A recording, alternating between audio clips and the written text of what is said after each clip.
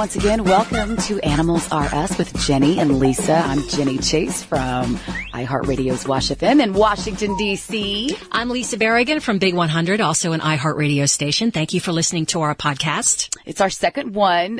Lisa and I have bonded many, many years ago over our mutual love and respect for animals. So that's what this show is about. We're going to talk about everything related to dogs and cats and alpacas and chickens and goats and you name it. I mean, there is no animal off limits. And this episode, I'm so excited because you were contacted by an author who specializes in pet sitting to the stars. Yes. Her name is Laura Vorreyer. We had to make sure I get that right. Laura Vorreyer. She's written this really cute book called The Pet Sitter's Tale. And she's going to call any second here. Yeah, I'm so excited to talk to her. I want to find out, like, who she has pet sat for. Is that the correct verbiage? And, like, what the famous people, how they treat their animals. It's got to be over the top. I hope she spills the beans. I know, right? But there's somebody calling right now. Let's see if this is her, okay? Hello?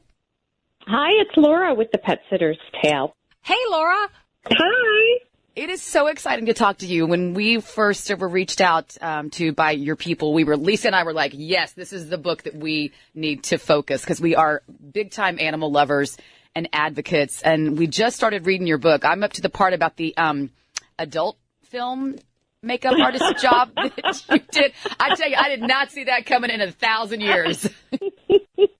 I'm glad you got that far. I think that's a pretty good introduction right there. There you go. Okay, so give folks a little idea of your background and how you got to where you are today. So I moved out to Los Angeles from Chicago to be a makeup artist. I was a makeup artist in Chicago, and I was doing pretty good. I mean, good enough to think, like, now is a good time to make the jump to L.A. Like, you know, I'm not getting any younger, and I feel things are going great. So this is like the natural progression to go out to L.A. and live the dream.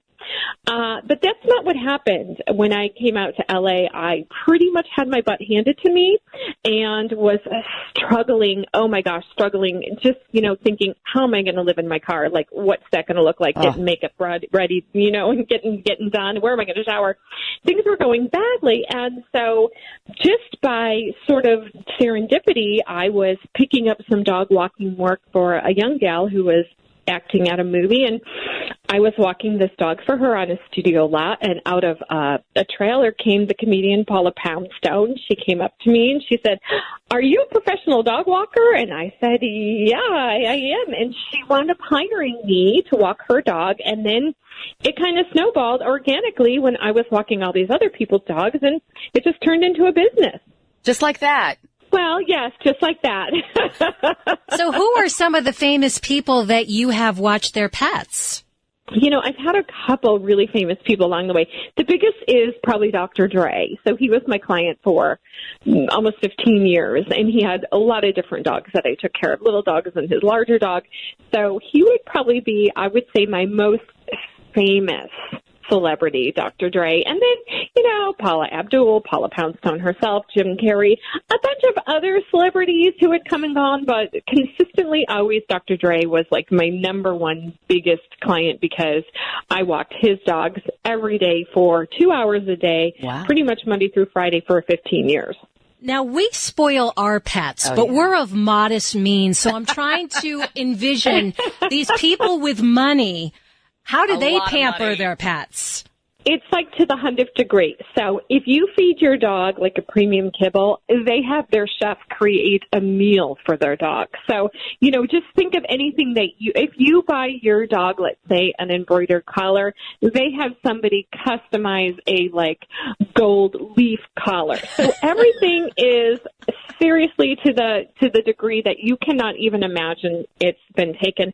Somebody just told me that the boutique and the spa that their dog goes to was shut down for the day because J-Lo's dogs were there having their nails and hair done. Oh, my. So it's crazy. I mean, they call it a spa day. So, you know, it's just to like the 10th degree that anything that you would do for yourself or your pets, celebrities do too, except they do it way over the top. So you have all these celebrity clients. What's the craziest thing any one of them ever asked you to do regarding their pet? or pets? Probably, like everyone loves their pets. Everyone wants to be sure that their pets are taken care of when they're not there.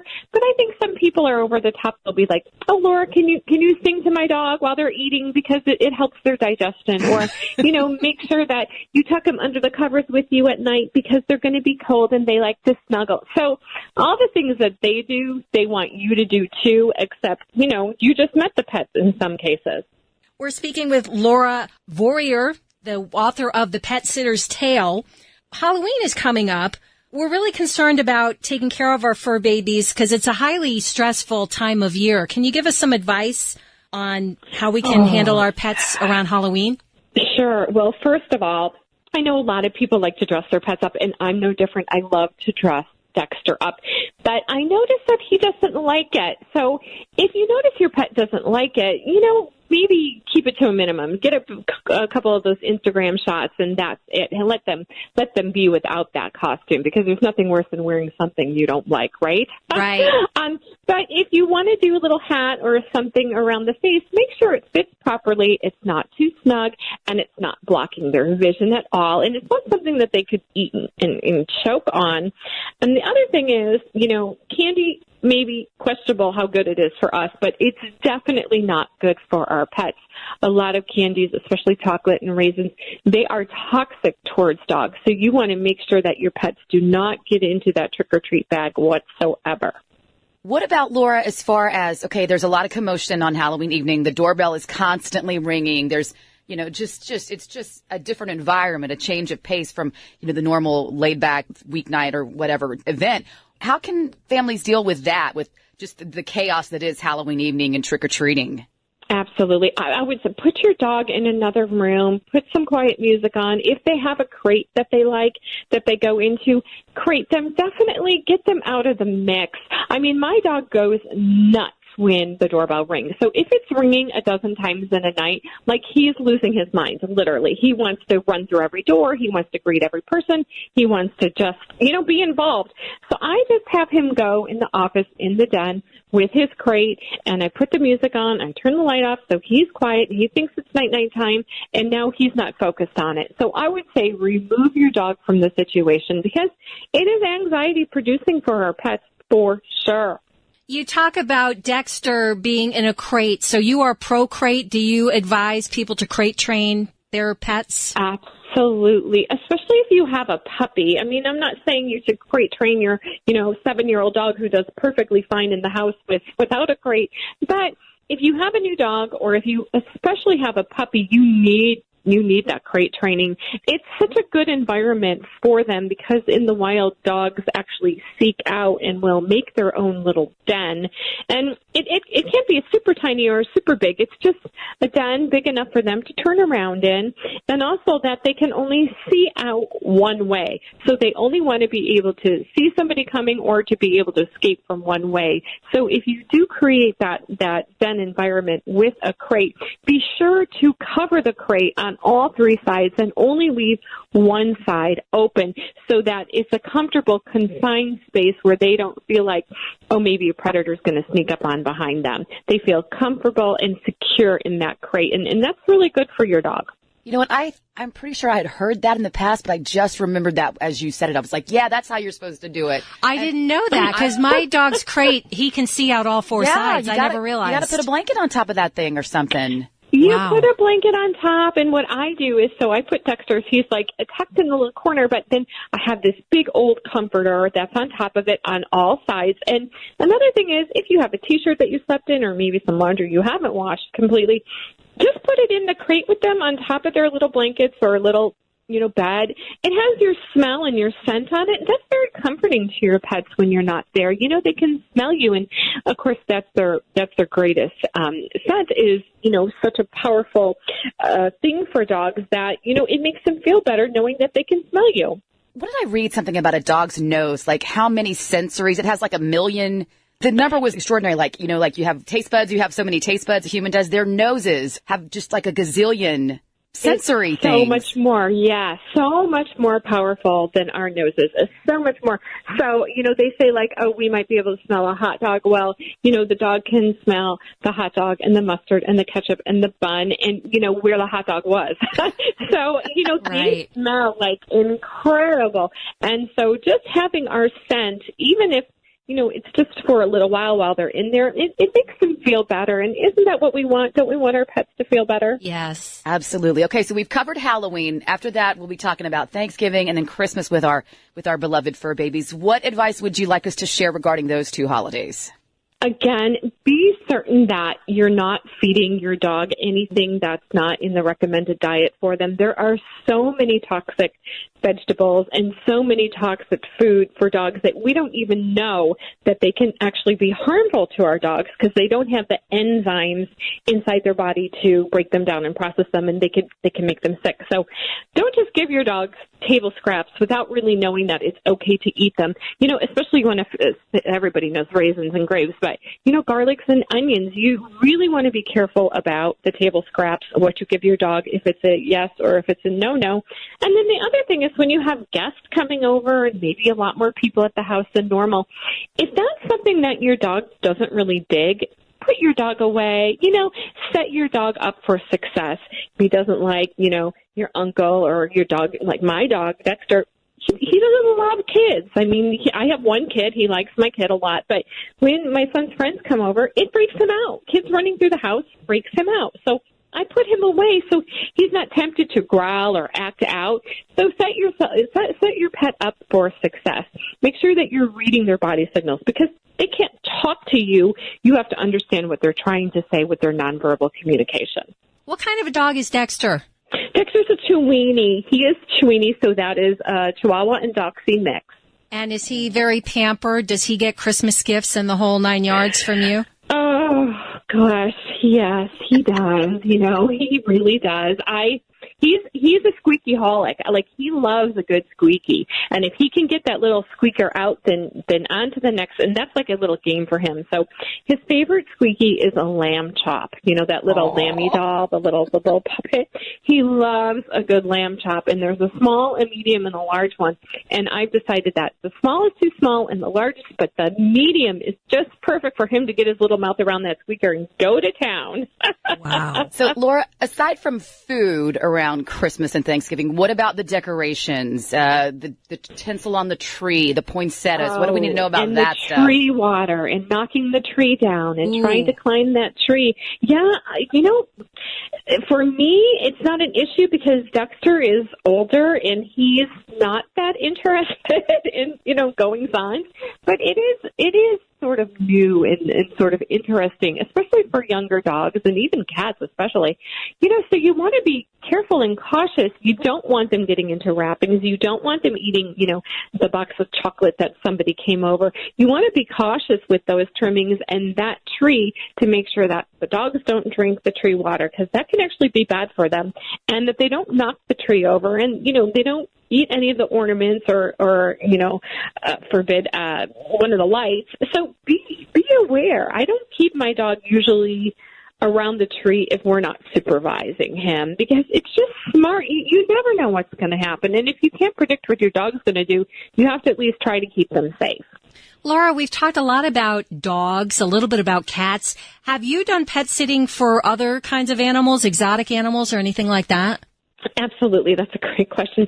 Yeah, anything that anybody is allowed to have in LA, even we do have some suburban areas, more rural, where people can have chickens. So I have taken care of chickens and a lot of snakes and rodents, a llama once, a Vietnamese potbelly pig, a horse, lots of different animals. Sure, of course. And, of course, I had one client. She was actually an animal advocate attorney. She kept these albino white rats in her office in this beautiful, it was a customized hand-built crate. And she would play with the rats while we would talk. And she would always say, will you watch the rats when I'm going to travel? And I'd say, okay, watch the rats. And they were these giant rats with these red little eyes. And she's like, will you play with them? Will you give them some time out of the crate? And I was like, I'll do everything you asked me except for that. I don't think I can let him out of the crate. They're like little hamsters. They're like big hamsters. I know, they're huge and they're heavy and they're big and I'm sure they're delightful. I just was like, oh, I can't with the rats. And they were rats. They were rescued lab rats, believe it or not. Wow. So I was like, oh, I can't with the rats. I can't with the rats. Yeah, we're DC. We know all about rats. Okay. Yeah. We're enough with the rats already. So, Laura, when is your book out? Is it out? How can we get it? Yes, the book is out. So the book is The Pet Sitter's Tale, and it's Tale. And it's out at Amazon. It's on Barnes & Noble. You can also buy it at my website, where if people go to my website, there's a lot of good information about do's and don'ts for raising puppies and how to be a pet sitter and all that good stuff. So you can find it wherever you buy books normally. Now, you're a big animal advocate. Can you talk about some of the organizations you're involved with? Yes. So a big one out in LA is Four Paws, and then I do a lot with the Animal Rescue of Los Angeles and NKLA, which is the non-kill shelter in Los Angeles, and Best Friends and the Humane Society. I mean, I try and help out all of them, and I think they all have that common goal. Let's get more pets into homes, and I'm a really big proponent of, adopt, don't shop. I really am against puppy mills and pet stores. I try and always talk to my clients about if you have one pet, you can have two, and, all dogs speak the same language, so that people really should go out and adopt, don't shop. And I'm just really, really for people adopting from rescues and shelters, because you can really get, as you ladies probably know, any type of breed that you want, that you would think to go to a breeder and pay a big cost for. You can find that specific breed rescue and get that dog that you want from a rescue. Absolutely. Jenny does a lot of work with the Sheltie Rescue in this area. I have a problem. We have 7 pets at home. I am surprised my husband has not divorced me. And every time I go to any event where there's going to be animals, he's like, if you bring another one home, if you bring it home. He's always threatening me. But anyway, we started out with 2. We've got 7 now. So it's crazy. But, gosh, it's our passion. I love that. You know what? It is mine too. I wish this is my great wish is that, things will continue to go really well. I'd love to open a little lost dog animal rescue and shelter. And wouldn't it be great to pair up maybe homeless kids and people who are maybe struggling and pair them up with pets? It's so good for everyone. It's just a win-win situation. It really is. And I'd have 100 dogs if I could. And my husband would definitely divorce me. Well, Laura, with all these celebrity clients, I have to ask you, do they know that you're spilling the beans on them in your book? And do you ever have to sign like a confidentiality agreement before you take on a celebrity client? Absolutely. Yes. Yes, you do. So I try not to give away too many of their secrets or their names. And most of them are just fine with it. And other ones, I don't think they'll ever know. At least I hope they won't find out. Lisa mentioned what I do as far as volunteer work. Lisa is very involved with a place here that you'll have to visit if you ever come to D.C. It's right outside in suburban Maryland. It's called the Poplar Spring Animal Sanctuary. They have over 250 rescued farm animals there. Oh, I would love to see that. The farm sanctuaries are amazing. And, I don't want to go off on a tangent, but when you see those rescued farm animals and you think about consuming, what you eat all the time on your dinner plate. And, a lot of people, they don't go vegan or they can't, for whatever reason, they don't think they could be vegan. But, every animal is a sentient being and they all want their life just as much as we want ours. I agree with that. And I think that it's all about progress, not perfection. I think people get overwhelmed like, oh, I can't go total vegan, but just do a meat-free Monday. Just decrease your consumption of animal products. I think it all helps the animals. I do too. And, there's something out there, you're right. People think all or nothing, but I'll tell you, I am what I call flexitarian. I try to eat plant-based. It just is aligned with who I am as a person. I love animals. I think every animal has its own personality, its own desires, its own loves, its own dramas, its own life that's going on internally, even if we don't see it. So for me, it's not it doesn't make me feel great to eat animals. But if I go somewhere and that's what they're making, it's a special event, it's an occasion, I allow myself that flexibility. But you're right, it's never all or nothing. You can make small changes and they eventually will make a big impact, especially if more people do them. Absolutely. Laura, thank you so much for your time. We love the book, The Pet Sitter's Tale, which again, we can get on your website and through Amazon. Do you want to give us your website one more time? Yes, it's thepetsitterstale.com. And check me out on Twitter and Facebook, too. I love to interact with the people on social media. And people always send me pictures of their pets, and I live for that because, that's the best time waster. So what's your Twitter handle? It's The Pet Sitter's Tale. Outstanding. Thank you, Laura. Thank you. Thanks, guys. It was so much fun. I appreciate you having me on with you. Oh, it was our pleasure. Hope the book is a huge success for you. Thank you so much. And I'll talk to you again because the audiobook is coming out in December. Yay! Fantastic. Thanks, ladies. Be well. I'll talk to you soon. Thanks. All the best. Bye, Laura. Bye. She's super fun. She's awesome. We got to have her on again. I know, right? Right. Animals Love Are Us her. with Jenni and Lisa. And it's so cool that she sent us a bunch of these books. So should we give some of these away? I think we should. I think the easiest way to do it is just if you're interested and you want a copy of Laura's book, send either Lisa or I an email and we'll just pick some winners at random. Yeah, I'm Lisa, Lisa, at WBIG.com. And I'm Jenni with an I, but it doesn't matter. You can do the Y. It'll still get to me. They have it. Thank you, engineers, for having that set up. Jenni at WASH-FM.com. Yeah, so just pop us an email, say you're interested in this Pet Sitter's Tale book, It's really and fun. we'll see if we can hook you up with a copy. All right, y'all. Thanks for listening. Thanks for loving animals and supporting us here at Animals Are Us.